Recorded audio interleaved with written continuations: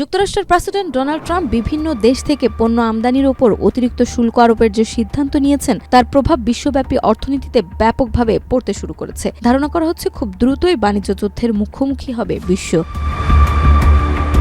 যুক্তরাষ্ট্রের শুল্ক আরোপের চার্ট ঘেঁটে দেখা যায় হঠাৎ করে শুল্ক আদায়ের পরিমাণ অতীতের যে কোনো সময়কে ছাপিয়ে গেছে। এমনকি 1930-এর দশকে সুরক্ষামূলক অর্থনীতির সময়কেও পেছনে ফেলে দিচ্ছে এই বৃদ্ধির হার।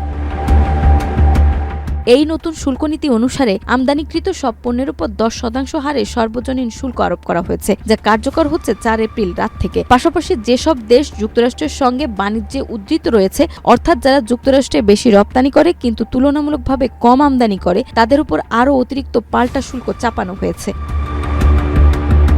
বিশেষ করে এশিয়ার দেশগুলোর উপর আরোপিত শুল্ক এতটাই বেশি যে তা এই অঞ্চলে হাজার হাজার ব্যবসা, কলকারখানা ও পুরো সরবরাহ ব্যবস্থার বিপর্যয় ডেকে আনতে পারে। বড় বড় বৈশ্বিক কোম্পানির জটিল সাপ্লাই চেইন তাৎক্ষণিকভাবে ভেঙে পড়তে পারে এবং অনেকেই বিকল্প হিসেবে চীনমুখী হতে বাধ্য হবে।